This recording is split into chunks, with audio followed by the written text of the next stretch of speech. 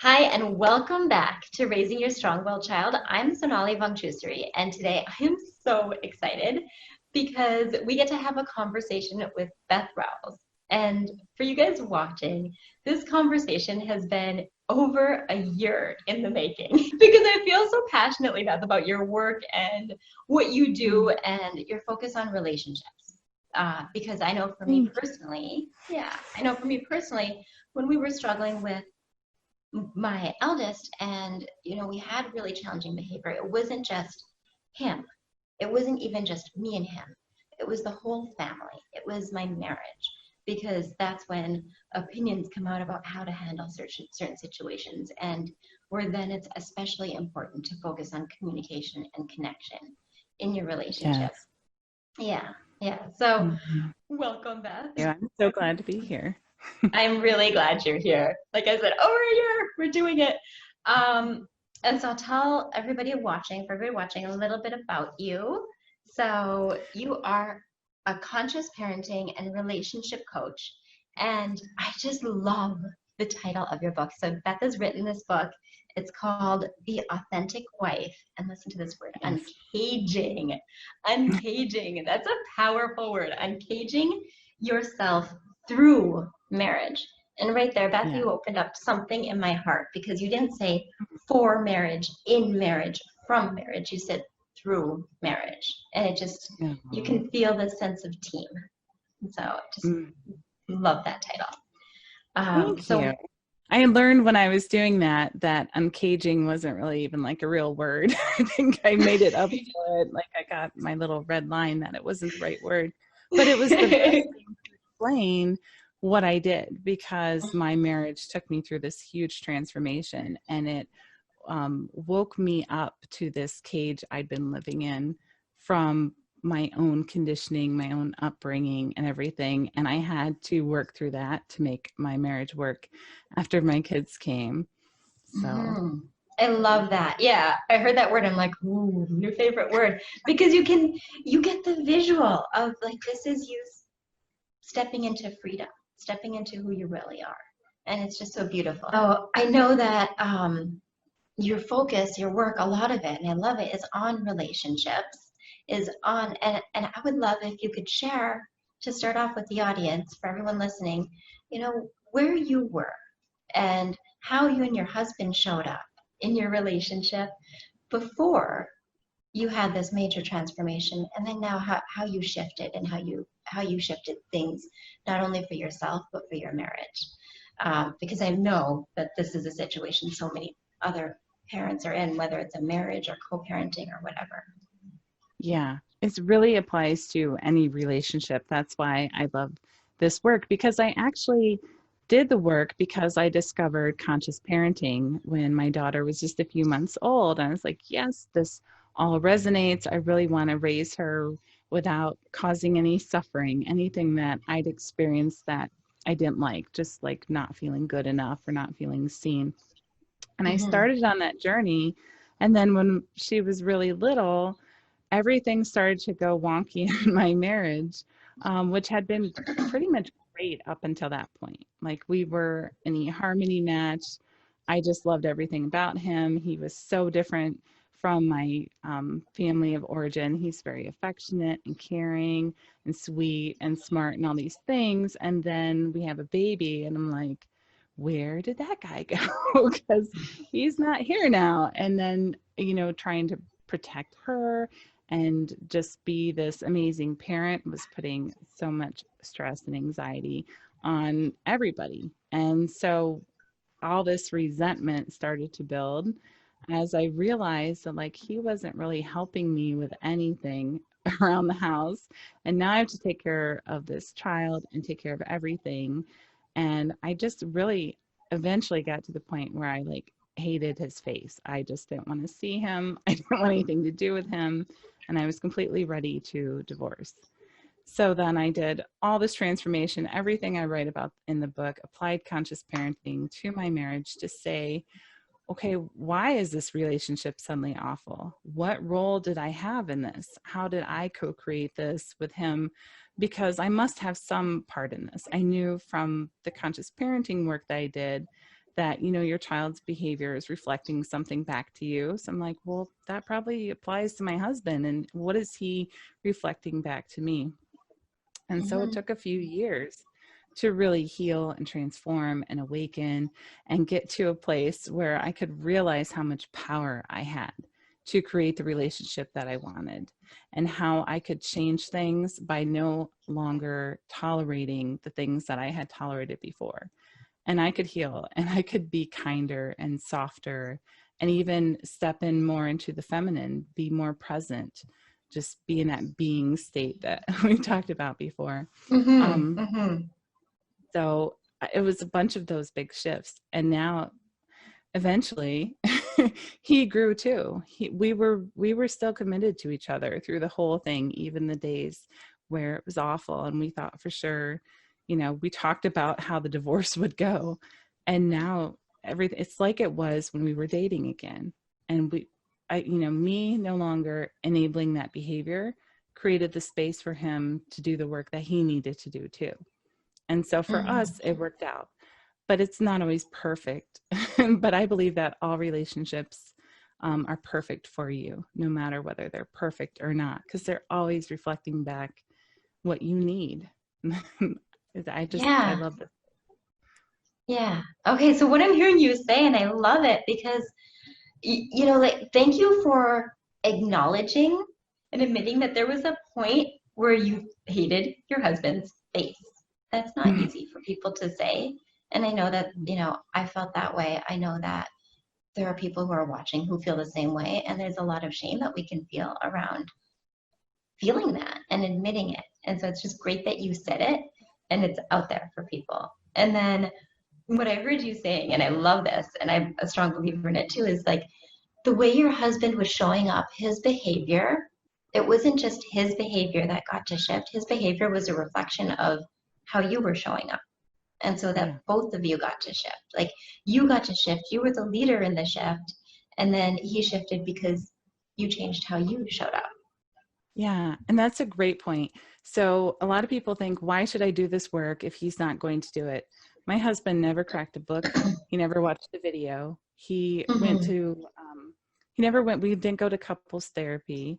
He didn't watch Dr. Shafali with me. He's not even read my book. Like, he's not done any of this work. It was Mm-hmm. all changing our dynamic that allowed him to reflect back to him what he needed to. So I strongly believe that even if only one of you is going to shift, it's going to have an effect one way or the other. I believe that it either they grow with you or the relationship just naturally dissolves. And whichever way it happens is perfect for you, because they're either ready to grow or they're not. And Mm-hmm. that's their journy. And I had to Right. realize that he was on his journey and I couldn't be the control freak that I was Right. and try to make the perfect family. And I had to let go of what I thought a husband should be, should do, and accept him for who he was, which is what I Yeah. believe actual love is, allowing somebody to be exactly who they are.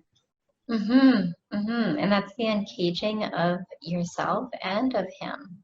And Yeah. yeah, that's beautiful. I love that. So I want to, like, there are two places I want to go because Yeah. as you're saying this, I'm like, okay, how did you do that? And I'm sure everybody watching is thinking, how? Okay, that's great. That sounds like I want that. How did you do that? So just sharing some practical ideas for everyone watching about, you know, like how they can do that. And I know we'll get into that a bit later too with the tool, but even just the how. And then you said that bit about, you know, even if your relationship isn't perfect, it's perfect for you. If you could expand on that and explain a little bit more about Yeah. So I believe it doesn't matter if it's your husband or your friend or whatever, they always are reflecting back to you who you are.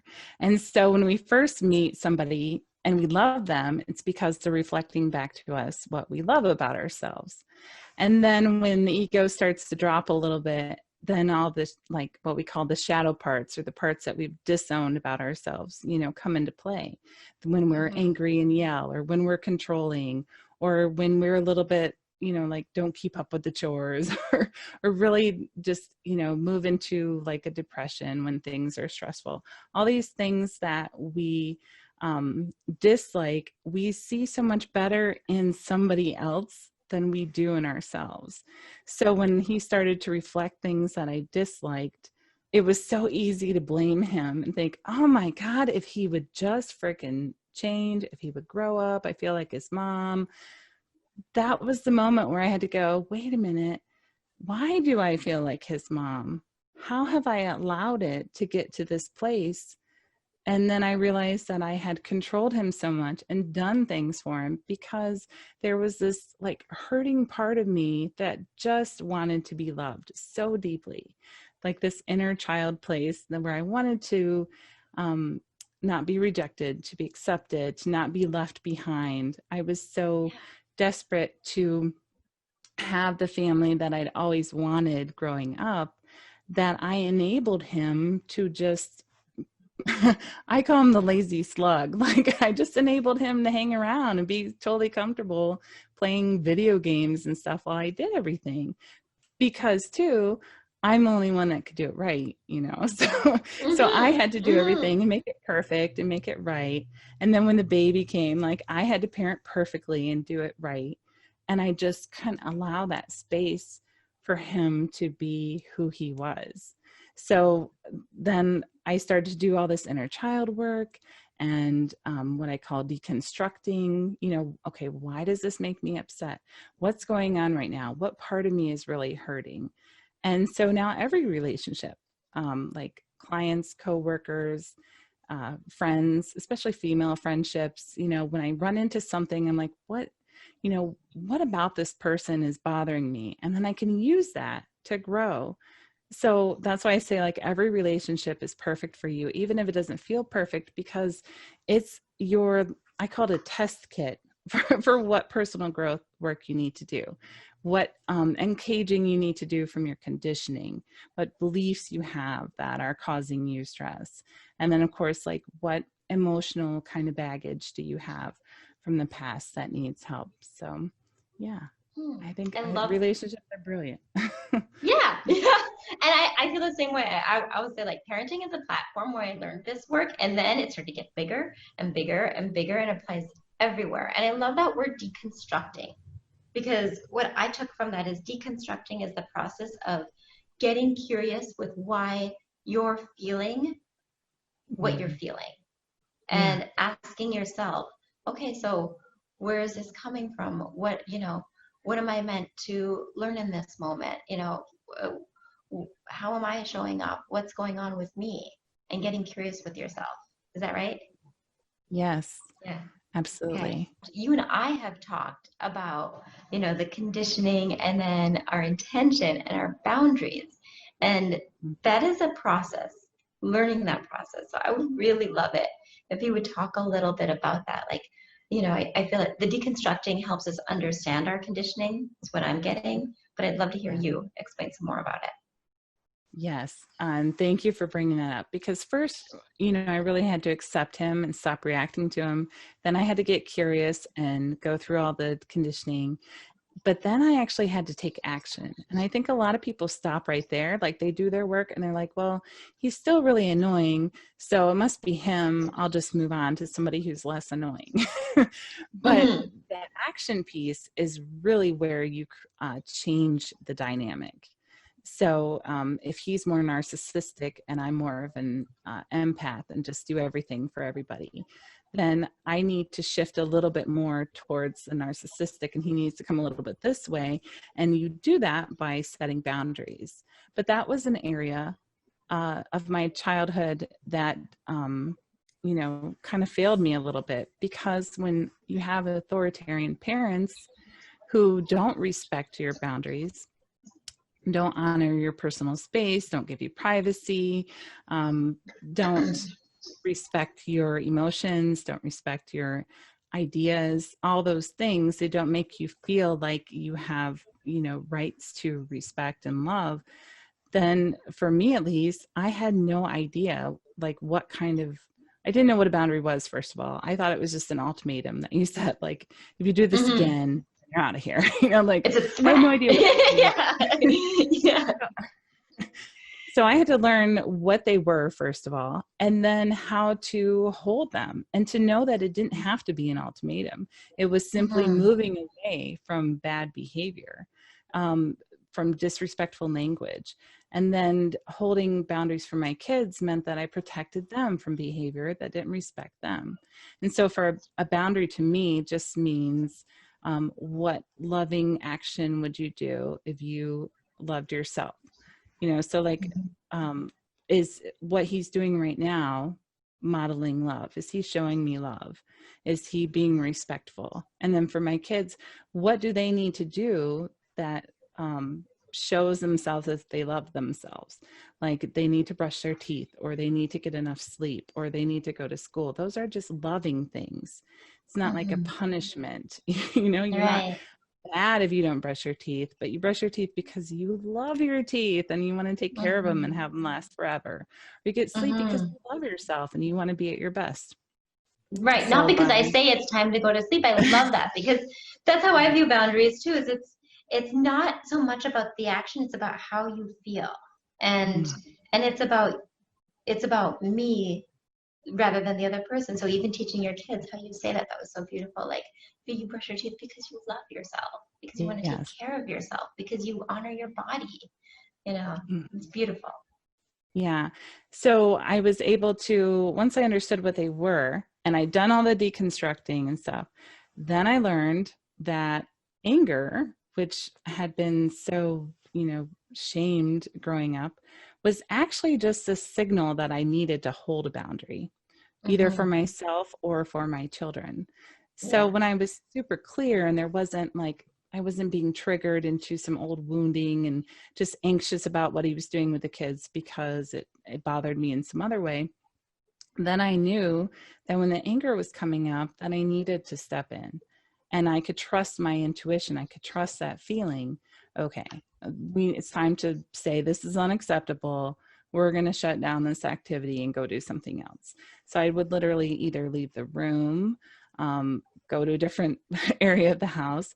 Sometimes I would leave the house and just take the kids for a walk or something. I would just pull them away from him if he was like, he would roughhouse a little bit too much and not be as respectful or empathetic when they were upset. So just pull Mm-hmm. them off and just calmly say, this is unacceptable and I'm going to move away from this. So Mm-hmm. it modeled for the kids, what was acceptable behavior, what was loving behavior, and helped him understand even his own boundaries, what was acceptable, what was loving. Mm-hmm. And that's Mm-hmm. really the key because, I say, like, when people talk about having a united front, that makes no sense if one partner's behavior is unacceptable, because then you're showing the kids, oh, we love you and we want you to always protect yourself, but not always. Like, your own parent can disrespect you. That makes zero sense. So I've never bought Right. into that. I You're always right. call out that behavior. Yeah. Right. Right. I love that. And what I'm really pulling from that is, a boundary is, and I believe this fully, is not just taking care of you, but taking care of the other person too. And that's what I got from your story, is that not you were able to take care of your kids and yourself, and your husband was able to start to look inward because it was a loving boundary that, Yeah. oh, hey, oh yeah, I could kind of tell. Like, a lot of times but you pretend not to know. Like, it's fine. Like, Right. I'm roughhousing and they're screaming a little bit, but it's fine. But Yeah. instead it helped heighten his awareness. So you're taking care of everyone. It's not just like boundaries where you take care of yourself and you forget about the other person. No, you're taking care of everyone present in that moment. Yeah. Yeah. Thank you for that. Because it was also not, and I struggled with this. So if anybody listening struggles too, because when you're so triggered in that moment, and like, we're not used to allowing anger to flow and we just want to Mm-hmm. express it. We want to say, what the hell are you doing? And leave them alone or put them down.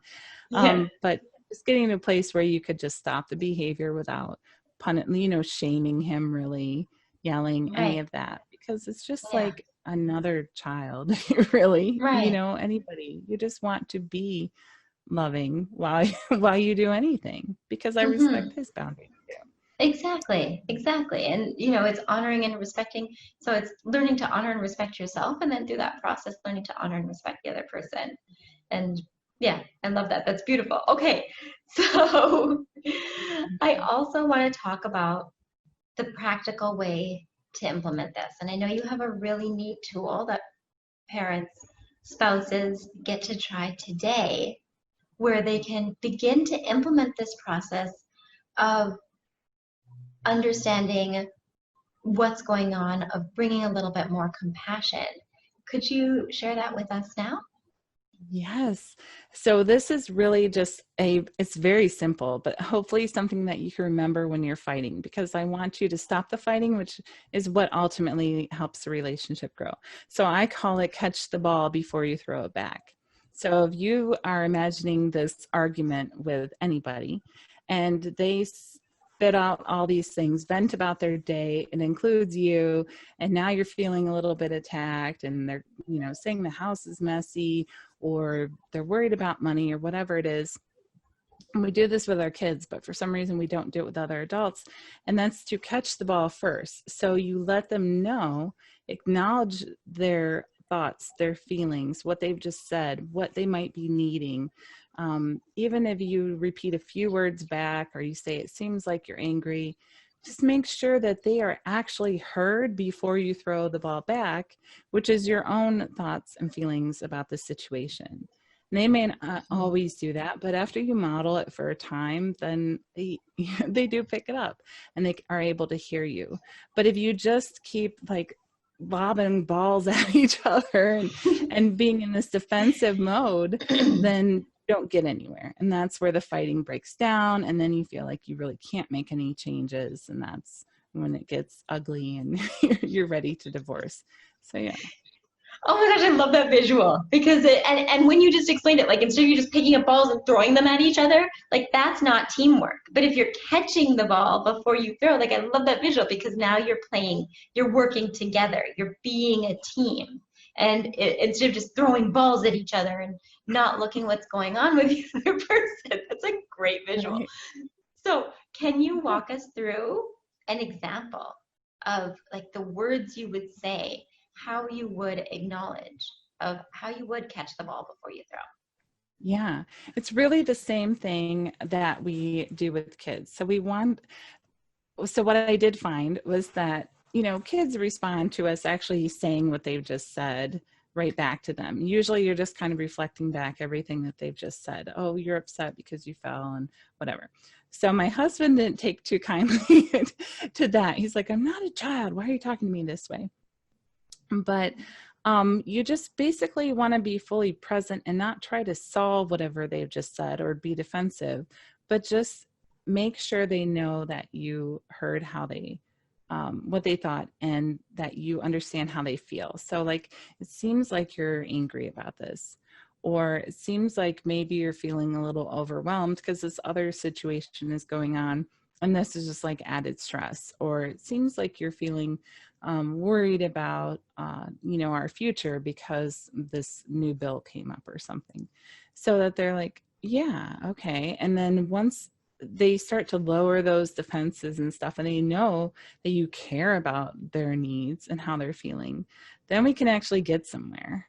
Instead of Mm-hmm. like, well, if you hadn't spent 20 bucks on this, then we wouldn't be in this situation, which is what I used to always do, just be defensive right away because I wanted to be right. My ego is like, no, you're right. You're better than him. Let's judge him. This is crazy talk. He doesn't even know what he's talking about. So we just want to catch it and hold his feelings, no matter if we think they're crazy. We want to validate whatever it is because it's very real for the other person. Yeah, I hear you and I love that. And even like when you mentioned we think we're better. Like there's so much like good, bad, who's right, who's wrong that comes in here. And what I'm taking from the catch the ball before you throw is it's that in that moment you perspective shift. You begin to understand where they're coming from. And so once you do that, then your heart opens and you're able to really like meet them in a clean space. And so one of the words that I like, one of the phrases that I always like to use is, I can understand why you'd want to do that or why you did that. And then, and just leave it at that, because it's like, oh, like maybe you can understand. And like sending that message that you're okay and I'm okay, but and we're looking at this situation together to figure out, oh, but there was something that didn't work for us, so let's solve it together, and being that team. Yeah. Thank you so much, Beth. So for everyone listening, I'm going to try it. For everyone listening, try that today. Let us know how it goes. Shoot me back an email. Let me know how Catch the Ball Before You Throw goes for you in your family, in your relationship. Post in the Facebook group as well. And let us know your feedback, your thoughts on this, because I think it's a really beautiful visual, powerful visual. And I know also, Beth, you're also offering an incredible free gift for everyone listening today. Could you tell us about that? Yeah. Yes. It's called Get Help with the Dishes and Other Chores You're Tired of Doing Alone. It's a workshop I made for you to do 3 really simple shifts to actually get him to help you with those practical things. So if those executive functioning things are a problem in your house and you've been doing it all along and you need some help, I walk you through it with a little video, and then you can put it into practice right away if you're willing. I'm love asking that. people to do some big things. So Yeah. I call them 3 simple shifts, but it can be done. And this will help you start to create that calm house. Even if you're not ready to connect with the Catch the Ball, you might want to do this first to help with some of that, old resentment that could be there. I love Everybody's that. overworked. Yeah. Yeah, yeah. And because and I'm gonna check it out. So if you're listening, click on the link below, enter your name and email, and Beth is gonna start you off on that series, which is so cool. Like how to get the help that you know you want, but you don't always know how to ask for. You don't know how to because we want to be compassionate, we want to be considerate, we want to be thoughtful. We don't always know how to do that. And I love that you put together a workshop to support parents in getting there. Before we hop off, do you have any other words of encouragement to offer those listening? Those that might be struggling in their relationship or in a co-parenting situation, just any words of encouragement?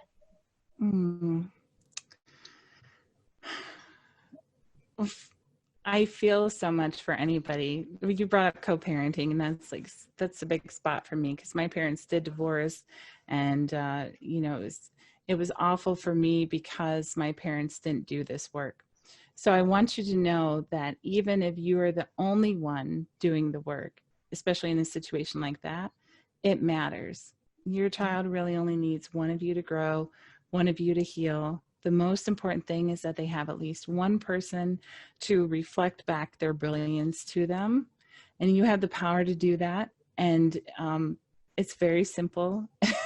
It's so important that you do. And don't worry if you've attracted somebody into your life who's such a perfect relationship for you, that's invited you to do this work.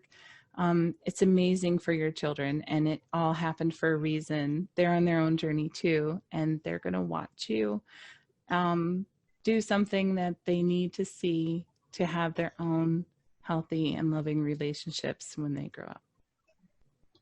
Oh my gosh, I love that. So you matter, and you're powerful, and you have the ability to influence your family. Yeah. Beautiful. Thank you so much. And is there anything else you'd like to share where people can find you, check you out? You can find me on bethrowles.com, ROWLES. You can read my book, The Authentic Wife. It's on Amazon.com. I'm also the founder of the Family Alchemists, which you can find a parent coach who's perfect for you there. I built this quiz that matches you up to somebody who has a similar experience as you and has transformed what you're trying to transform. And it's a really fun tool. And everybody on the team is so loving and so helpful, and they all have different specialties. So if you're looking for somebody for your own unique situation, you can get a personalized match on thefamilyalchemist.com. I love that because it's so personal who you're working with, and it's such an important message. Different people different coaches are going to resonate with different families. And you know, that's just the way it is, and that's how you find the most support. So I love that you built this system to support parents in finding that. Thank you so much, Beth, for being here. Thank you for sharing your heart and your experiences and your wisdom with everyone watching today. And thank you everyone for joining us today. Thank you for sharing your time with us. And I will see you tomorrow with another interview. Bye. Bye.